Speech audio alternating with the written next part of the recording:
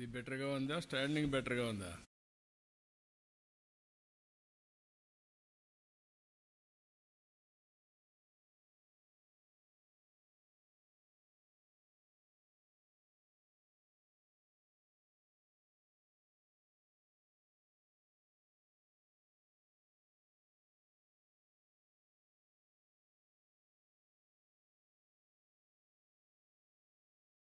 Okay, now okay.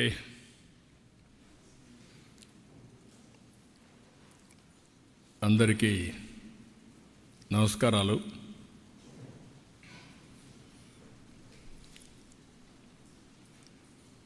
Davos పర్యటన తర్వాత జరిగిన విషయాలు ప్రజలకు చెప్పడం ఒక బాధ్యతగా నేను ఎప్పుడైనా తీసుకుంటున్నాను. ఈరోజు దావోస్ అనేది నాకు కొత్త కాదు. ఈ దేశంలో ఫస్ట్ టైం దావోస్కి వెళ్ళాలి అనేది నిర్ణయించింది నేనే. ఒక ట్రెండ్ సెట్ చేశాను. మొట్టమొదటిసారిగా 95లో ముఖ్యమంత్రి కావడం, 97 నుంచి దావోస్కి రెగ్యులర్గా వెళ్ళడం, ఆర్థిక సంస్కరణలు 91 వచ్చాయి, ఇంటర్నెట్ రెవల్యూషన్ ఎర్లీ 90స్లో అంటే 1995 మధ్యలో వచ్చాయి. అక్కడి నుంచి 97 నుంచి నేను 95 ముఖ్యమంత్రి అవుతానే దావోస్కి వెళ్ళడం మొదలుపెట్టాను. అయితే నేను దావోస్కి పోయినప్పుడు చాలా ఇబ్బందులు ఉండేవి మాకు. నేను హైదరాబాద్ అంటే ఏ హైదరాబాద్ అని అడిగేవాళ్ళు. పాకిస్తాన్లో ఉండే హైదరాబాదా, ఇది ఎక్కడ హైదరాబాద్ అని అడిగేవాళ్ళు. నన్ను గురించి నేను ఇంట్రడక్షన్ చెప్పుకునేవాడిని, లేదు నేను హైదరాబాద్ నుంచి వచ్చానని. హైదరాబాద్కి రావాలంటే మీరు ఎక్కడి నుంచి రావాలని అడిగేవాళ్ళు. తెల్లవారితో లేసి హైదరాబాద్కి వచ్చి బిజినెస్ చేసి మళ్ళా వెళ్ళండి, మళ్ళా రాత్రి బాంబేలో ఢిల్లీలో పడుకొని లేదంటే మిడ్ నైట్ ఫ్లైట్ క్యాచ్ చేసి వెళ్ళండి అని చెప్పేవాడిని. అయితే మేము అక్కడే ఇన్వెస్ట్మెంట్ పెట్టచ్చు కదా, మీ ప్లేస్కి ఎందుకు రావాలనేవాళ్ళు. That was the beginning.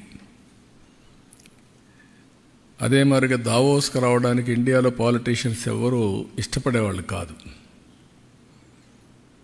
ఒక మిత్ ఉండేది, దావోస్ అంటే రిచ్ పీపుల్ ప్లేస్, డబ్బులుండే వాళ్ళంతా సమావేశం అవుతారు కాబట్టి మనం కూడా వెళితే ప్రో రిచ్ ఇమేజ్ వచ్చి ఓట్లు పడవనేది ఒక మిత్ అనమాట. దాంతో ఎవరు వచ్చేవాళ్ళు కాదు. నేను వెళ్ళిన తర్వాత స్లోగా ఎస్ఎం కృష్ణ వచ్చాడు. మొట్టమొదటిగా ఎస్ఎం కృష్ణ గారు నాకు పోటీ ఉండేది దావోస్లో. ఆయన బెంగళూరు గురించి గొప్పగా చెప్పేవాడు, నేను హైదరాబాద్ గురించి దానికంటే ఎక్కువ చెప్పేవాడిని. ఆయన దాని మీద హైదరాబాద్లో ఏముంది అనేవాడు. ఏముంది మీరే చూస్తారులే, it is a matter of time అనేవాడిని. ఒక 2-3 ఏళ్ళు అయిన తర్వాత ఎస్ఎం కృష్ణ గారు కాంప్రమైజ్ ఒక మీటింగ్లో చెప్పాడు, మా కొలీగ్ ఆంధ్ర సీఎంతో నాకు పోటీ లేదు, ఇప్పుడు ఇద్దరం కలిసి పనిచేస్తామని. అంత మునుపు కాదని చెప్పిన వ్యక్తి, అంటే కన్సిస్టెంట్గా ఫైట్ చేస్తే ఏమవుతుందో దానికి proof of concept today Hyderabad. నిన్ను కూడా బిల్ గేట్స్ మాట్లాడుతూ ఒక మాట అన్నాడు, ఇప్పుడు యు ఆర్ ప్రమోటింగ్ ఆంధ్రప్రదేశ్ కదా అన్నాడు ఆయన. ఒకప్పుడు హైదరాబాద్ని ఇచ్చేసావు, హైదరాబాద్ పేరు కూడా చెప్పాడు. అంటే నేను అన్నాను, ఎస్ హైదరాబాద్ అనేది ఉంది, తెలుగు జాతి అక్కడ ఉంటారు, అక్కడ ఉండేవాళ్ళు ఎంజాయ్ చేస్తారు. I'm promoting Andhra Pradesh because people elected మీ అని చెప్పా. అంటే ఇవన్నీ ఎందుకు చెప్తున్నానంటే, ఇప్పుడు 4వసారి ముఖ్యమంత్రి అయిన తర్వాత మళ్ళీ నేను కొత్త బ్రాండ్ని ప్రమోట్ చేయాల్సి వస్తూ ఉంది. టోటల్గా డెమాలిష్ అయినటువంటి ఆంధ్రప్రదేశ్ బ్రాండ్ని, డెస్ట్రాయ్ అయిన బ్రాండ్ని ఇప్పుడు మళ్ళీ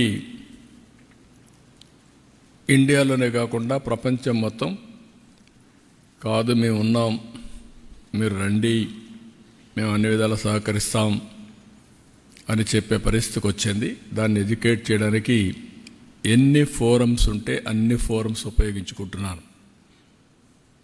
ఈరోజు మీరు చూసినప్పుడు, నేను అక్కడికి వెళ్ళినప్పుడు 27 మీటింగ్స్ అయినాయి నాకు.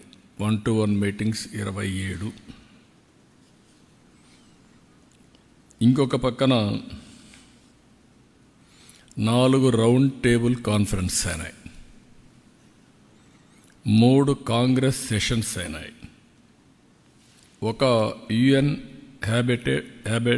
Habitat bilateral with United Nations under secretary ఒక మీటింగ్ అయింది. కాంగ్రెస్ సెషన్లో 3 subject which are all very relevant. Energy transition, where public policy meets private goals ఒక సబ్జెక్ట్. ఇప్పుడంతా కూడా ప్రపంచం మొత్తం మీరు చూస్తే AI, గ్రీన్ ఎనర్జీ ప్రపంచం అంతా కూడా మారుమోగే పరిస్థితి ఉంది.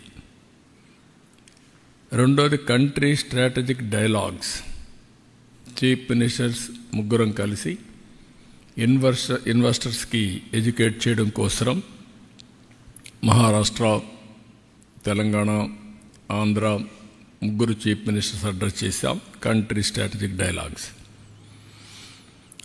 3 human mission collaboration, unlocking new opportunities in industry. ఒకప్పుడు ఐటీ గురించి మాట్లాడేవాళ్ళం, ఇప్పుడు ఆటోమేషన్, AI, డీప్ టెక్నాలజీ ఇవన్నీ మాట్లాడుతున్నాం. అందుకే human mission collaboration, unlocking new opportunities in industry ఆ సబ్జెక్ట్ని ఇది చేశాం.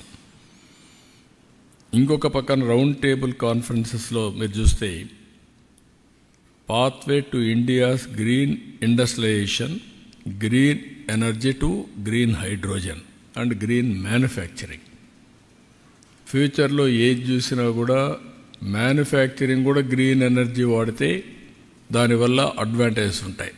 టోటల్గా గ్లోబల్ వార్మింగ్ తగ్గే పరిస్థితి వస్తుంది. Not only green hydrogen, it is leading to green manufacturing. రెండోది building the next petrochemical hub. ఆంధ్రప్రదేశ్ని ఇంకొక పెట్రోకెమికల్ హబ్గా తయారు చేయాలని. మూడోది pioneering the blue economy of tomorrow, Andhra Pradesh rule. Ocean economy, blue economy అది ఫ్యూచర్ భవిష్యత్తు. అబండెంట్ ఆపర్చునిటీస్ ఉన్నాయి ఆంధ్రప్రదేశ్కి. ఎందుకంటే 1000 కిలోమీటర్లు